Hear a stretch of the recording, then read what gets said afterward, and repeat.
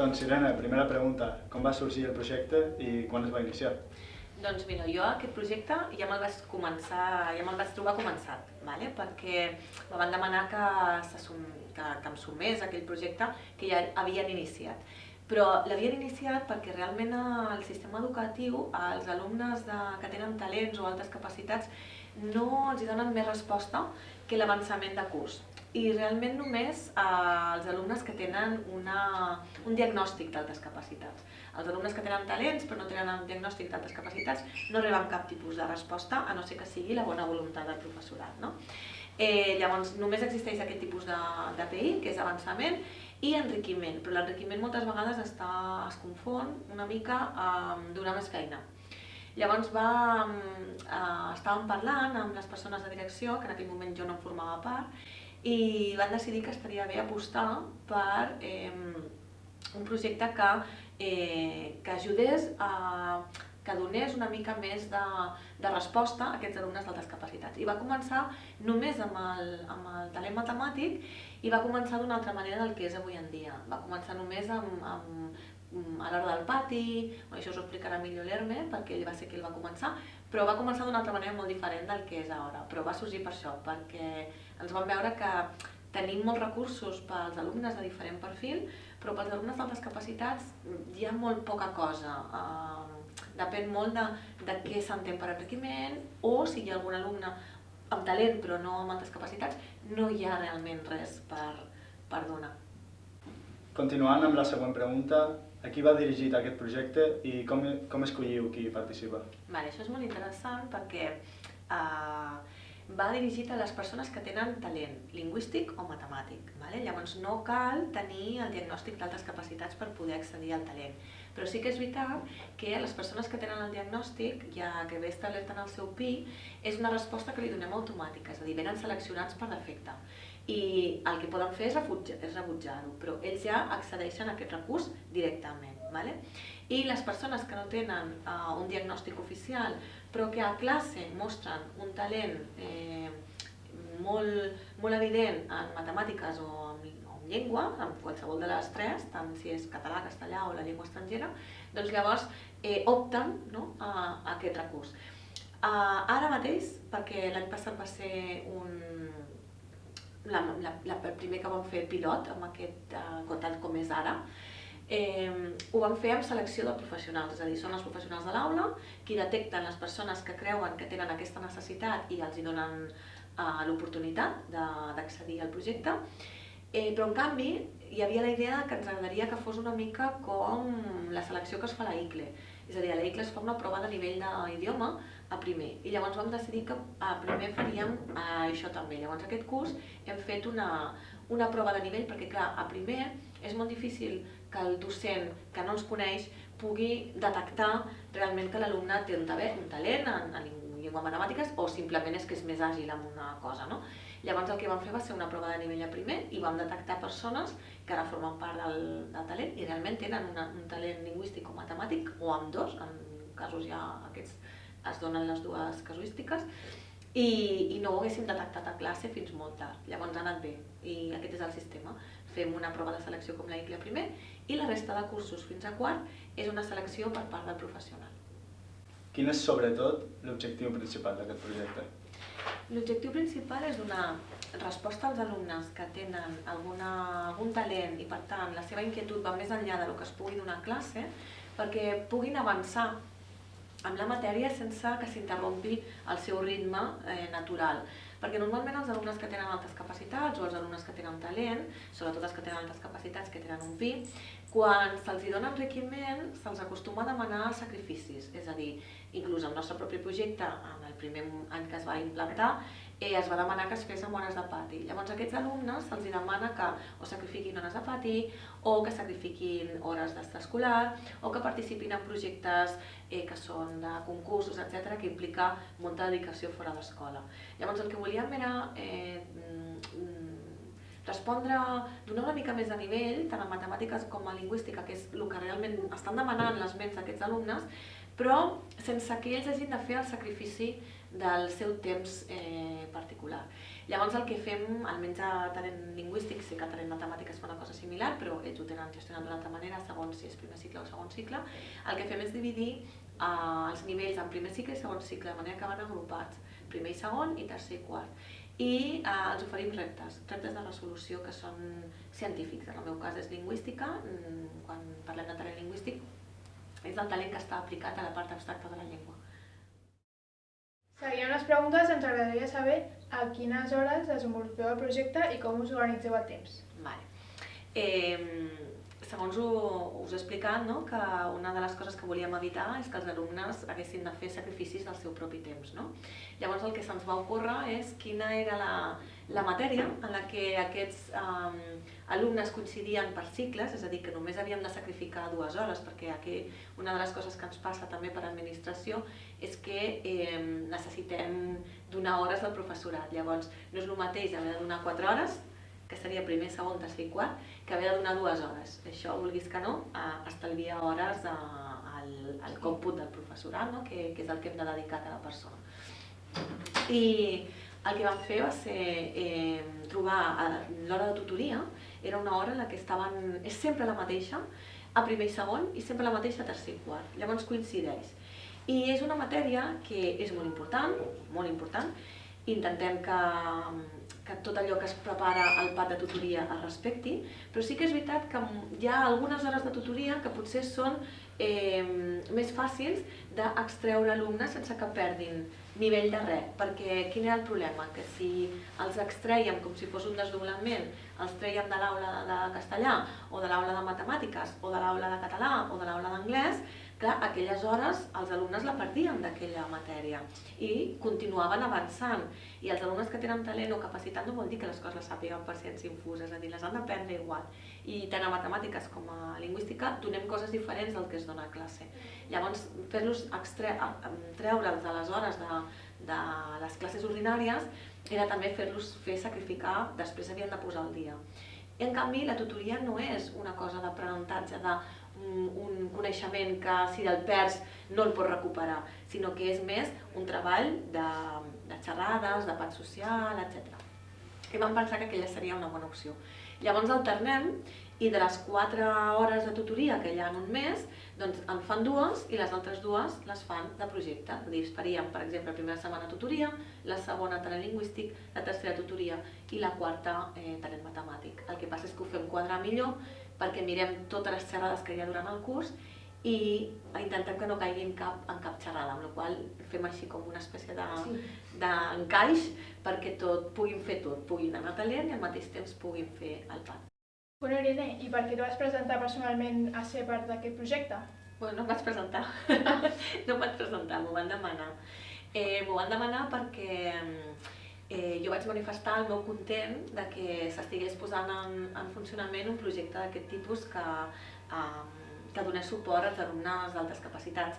Per una qüestió personal, perquè jo tinc un fill que té altes capacitats. Llavors les dificultats en què ens hem trobat durant tot el temps de la primària i quan vam arribar aquí a secundària va ser un gran canvi, va ser una gran obertura, va tenir moltes més oportunitats i la cosa va anar molt millor. Però malgrat això, qualsevol projecte, qualsevol element en què se'l seleccionava sempre implicava molt de sacrifici de temps personal darrere. I jo ja havia manifestat que m'agradaria molt que es donés resposta als alumnes d'altes capacitats, a les persones que estaven a la directiva en aquell moment. Una de les quals era, amb qui parlava més, era amb la coordinadora pedagògica, que era la Vanessa Torres. I ella em va comunicar que la directiva havia decidit donar més resposta a aquest tipus d'alumnat i van engegar el projecte talent del primer curs que el va engegar l'ERME. I el segon any va resultar que vaig entrar a la directiva. Llavors allí la Vanessa em va dir per què no ho ampliem i jo els vaig proposar que podríem fer-ho de manera que no intervingués en les hores de matèria ni en les hores de temps personal. Llavors me van demanar que desenvolupés el projecte com ho podia encaixar i els vaig fer aquesta proposta i llavors me van dir, bueno, doncs encarrega't tu de la part lingüística. Va donar la casualitat que era filòloga, doncs encarrega't tu de la part lingüística i me la van encarregar. I a més, una de les coses que jo era molt pesada i m'aixecava molt és que sempre als alumnes d'altes capacitats se'ls orienta cap a la ciència, cap a la part científica. I es considera que la llengua no és científica, que és un error molt comú, que és allò de o llengua o ciències o lletres, no? I no és veritat, perquè les llengües tenen un mètode científic d'investigació i també tenen una part científica. Fins i tot la part més humanística, que seria literatura, avança i s'estudia amb mètode científic, que és la teoria literària. Llavors, hi ha com aquesta dicotomia de que només física, matemàtiques i química són ciències i en canvi la lingüística també ho és. I jo m'aixecava molt amb això. Escolta, hi ha molts alumnes que també són molt bons a la part lingüística i crec que s'hauria d'obrir el ventall de talent no només a el que és matemàtiques, com que si un alumne fa altes capacitats és que ha de fer matemàtiques. No, hi ha la part de lingüística que és molt complexa, que és molt xula i que també pot interessar als alumnes d'altres capacitats. I sempre estava dient coses aquestes i era molt pesada i llavors al final, quan vaig entrar a directiva i van obrir el ventall del projecte, m'ho van dir, per tu, això ho fas tu. Pues molt bé, està bé que sigui així. Per acabar, hem pensat en quin tipus de reptes lingüístics plantegeu a l'aula. Doncs mira, com que tenim primer cicle en un dia i segon cicle en un altre, són una miqueta diferents. Fem una mica de teoria lingüística avançada, és a dir, parlem de les diferents llengües del món i llavors els hi faig plantejant diferents preguntes que els hi poden interessar, com un fenomen que es produeix amb la llengua i que trobin una mica, que entre tots intentem trobar alguna mica d'explicació sobre això i després els hi dono la part teòrica. Però el que hem anat fent sobretot ara és més reptes enfocats a la lingüística, de tenir un paradigma d'una llengua que no coneixen i fer la traducció, tant a la seva pròpia llengua com de la seva pròpia llengua cap allà. Per exemple, l'últim repte que hem fet d'aquest estil és un sobre una llengua que està troncada amb el quechua, que es diu luiseño, és una llengua aglutinant. I llavors els dono un paradigma amb una mostra on hi ha una sèrie de frases en aquella llengua i la traducció en castellà, en català, perquè ho fem, vaig canviant de codi. I llavors els demano una sèrie de preguntes, per exemple, i en aquesta llengua quina partícula és la interrogativa, a veure si ho saben trobar, o quina partícula és la que nega el verb i on està col·locada. I mireu, aquí està col·locada aquí, aquí està col·locada aquí, doncs quina seria la regla que regula quan s'ha de posar en primer lloc i quan s'ha de posar després del verb, no? I llavors anem observant la llengua i anem agafant aquestes regles i després amb aquelles regles han d'intentar resoldre el que seria l'enigma, que és una sèrie de frases en luiseño que no han vist mai i l'han de traduir al català o al castellà. Però normalment tenen elements del paradigma previ que han vist. I llavors fem una mica de comparativa amb la nostra llengua, quines diferències hi ha entre una llengua aglutinant i una llengua flexiva, i traduir del català i del castellà a luiseño. I llavors els hi vaig demostrant que realment som animals gramaticals i que llavors amb aquesta capacitat gramatical que tenim, de la mateixa manera que tenim capacitat de respirar oxigen i de la mateixa manera que el cor ens batega, doncs som aquest tipus, tenim aquesta característica gramatical i per tant això ens ajuda en qualsevol mostra lingüística que tinguem davant, sempre i quan tinguem suficient paradigma. Si tenim suficient mostra, som capaços de desxifrar qualsevol llengua. Doncs molt bé, Irene, molt interessant. Moltes gràcies per acompanyar-nos avui. A vosaltres. I res, fins aquí.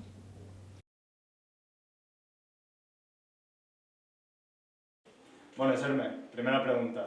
Com va sorgir el projecte i quan el vau iniciar? Bé, aquí ja fa uns anys vam veure que pel volum d'alumnes que teníem i el talent que hi havia, com que els concursos de matemàtiques i tal no acabaven de destacar massa. Llavors vam decidir dins del seminari de matemàtiques preparar pels alumnes que feien bé els concursos una mica un dossier perquè ja anessin treballant de forma autònoma per poder millorar el que eren els resultats dels concursos.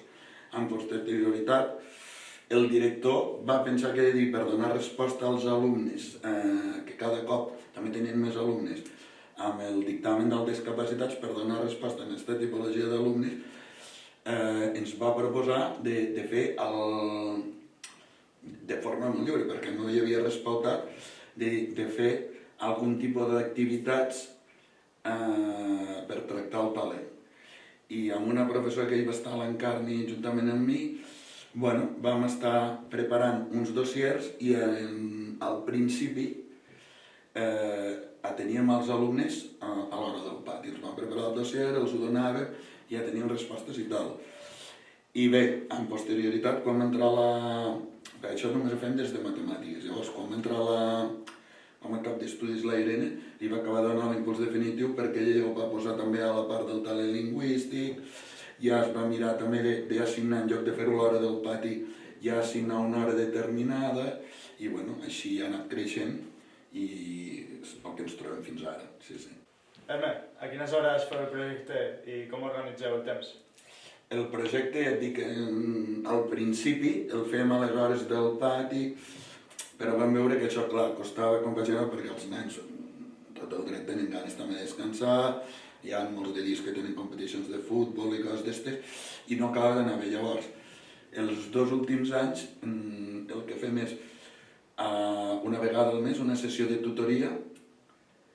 Els alumnes que tenen talent van al talent matemàtic i una altra setmana van al talent lingüístic. D'esta manera, sempre prioritzant la tutoria. Si hi ha alguna activitat o de tutoria o hi ha alguna cosa important de tutoria, sempre es prioritza la tutoria. Però s'ha distribuït de manera que et quedo una hora al mes de classe de tutoria fent el talent. A qui va dirigit aquest projecte? Aquest projecte va dirigit bàsicament, com he dit abans, als alumnes que tenen dictamen d'altes capacitats o als alumnes que són talentosos. Fins ara, els que estan al projecte segon, tercer i quart, els escollien els profes de matemàtiques i els de llengües, els alumnes que ven que tenien de talent lingüístic o talent matemàtic, els posàvem al projecte. Però ja des de l'any passat, conjuntament amb la Irene, vam decidir el dia que es fa la prova de l'EICLA pels alumnes de primer, els que estan interessats, els alumnes que estan interessats en participar al projecte, els fem com una petita prova de selecció i a partir d'allí triem els que participen a primer. Hem triat d'esta manera els que participen aquest any a primer, que jo suposo que aquest any donarem continuïtat. Bueno, Hermes, seguint amb l'entrevista, ens agradaria saber què és el que feu per desenvolupar el talent dels alumnes. Bé, el que fem és a les sessions presencials, se'ls preparen activitats, sempre mirem que no siguin curriculars, sinó activitats més d'enriquiment i que siguin activitats de caire progressiu, que tu puguis tractar coneixements més avançats però d'una forma progressiva, que comences des de continguts molt fàcils i vagis incrementant el nivell. Per finalitzar l'entrevista ens agradaria saber quines diferències hi ha entre una classe extraordinària i una classe en aquest projecte. Bé, com he dit abans, primer és la tipologia d'activitats que s'hi treballen, perquè aquestes mirem que siguin de caire no curricular. Després també important el nombre d'alumnes, són grups més reduïts, i jo crec que la principal és la motivació, perquè clar, el perfil de l'alumnat que ja està seleccionat per participar, parlo des del talent matemàtic, que suposo que el lingüístic és el mateix, és alumnat molt, molt motivat. Llavors això et permet fer una tipologia d'activitats molt potents. Vale, doncs molt bé, moltes gràcies. Molt bé. Fins aquí l'entrevista.